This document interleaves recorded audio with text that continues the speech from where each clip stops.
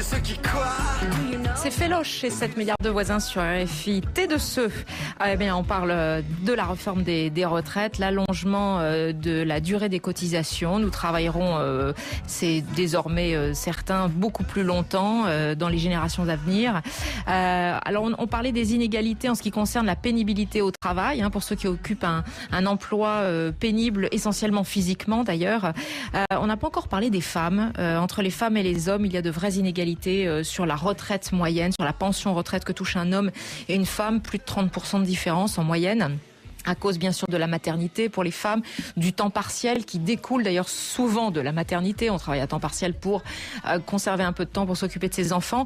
Nous sommes au téléphone avec Fatima Benomar, qui est secrétaire générale de l'association féministe Les Effrontés. Bonjour Fatima. Bonjour.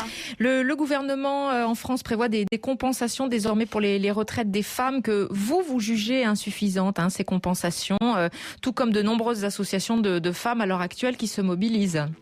Oui, tout à fait. En fait, on s'est rendu compte qu'on était exactement le même nombre d'associations féministes là tout de suite qui ont réagi de façon, exprimé leur désaccord avec la nouvelle réforme. Et on est exactement le même nombre qu'en 2010, quand il y a eu la précédente réforme sous la droite.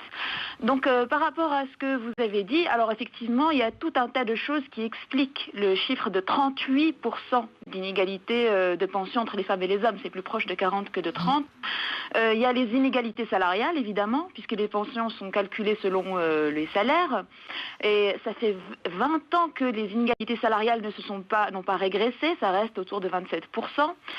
Si on compte le temps partiel, mais sinon, à travail égal, poste égal, c'est pas 27%, c'est plutôt aux alentours. À poste égal, c'est 10%. Sauf que le temps partiel, 10-15%. Pas toujours choisi. Ouais, tout à fait. Le temps partiel n'est pas choisi, c'est vrai.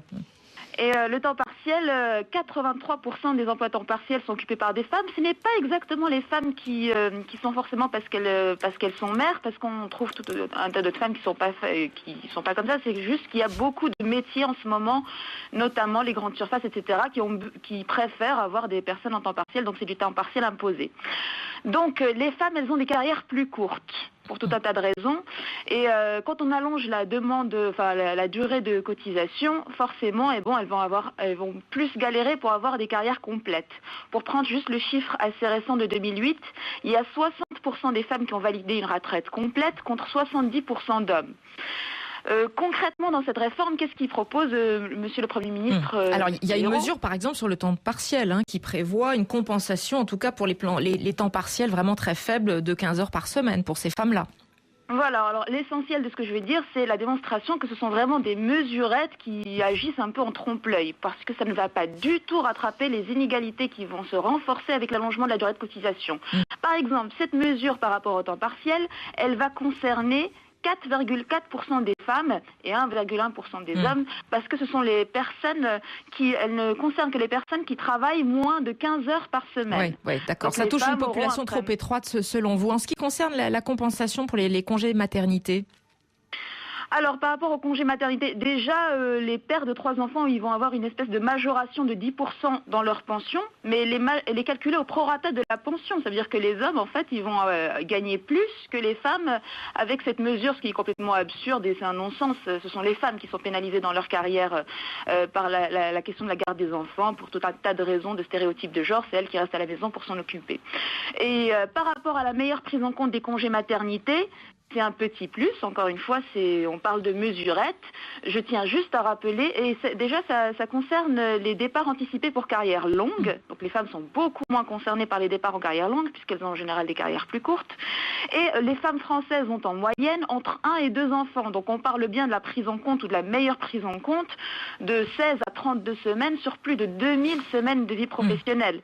Donc ce sont des choses qui sont de très très faibles compensations par rapport à ce que va creuser la en tout cas, pour les femmes qui nous écoutent, difficile de s'y retrouver tellement c'est technique. Je ne sais pas si Anne Lavigne peut nous aider à décoder, Anne Lavigne, économiste, mais c'est incroyablement technique. c'est incroyablement complexe. La législation, sans compter que là, vous parlez des mesures qui concernent le régime général, mais il y a tout ce qui concerne les régimes complémentaires, les régimes spéciaux. On parle là des droits directs, et votre interlocutrice parle de la pension de retraite, mais il y a aussi tous les droits dérivés, c'est-à-dire les droits qu'on retire au décès du conjoint, qui sont différents selon qu'on est fonctionnaire ou qu'on est salarié du secteur privé. Donc ça aussi, il faut savoir que les femmes ne tirent pas non plus la totalité de leur pension de leur activité professionnelle, mais elles retirent aussi pour une part très importante, ça représente environ en moyenne 40% de la pension, des droits dérivés, des droits en tant que... Oui, Fatima Ben-Omar. D'une part, ce sont des droits dérivés, donc c'est quelque chose qui va entraver leur autonomie, parce que du moment que c'est lié à un homme, elles ne peuvent pas disposer de ça.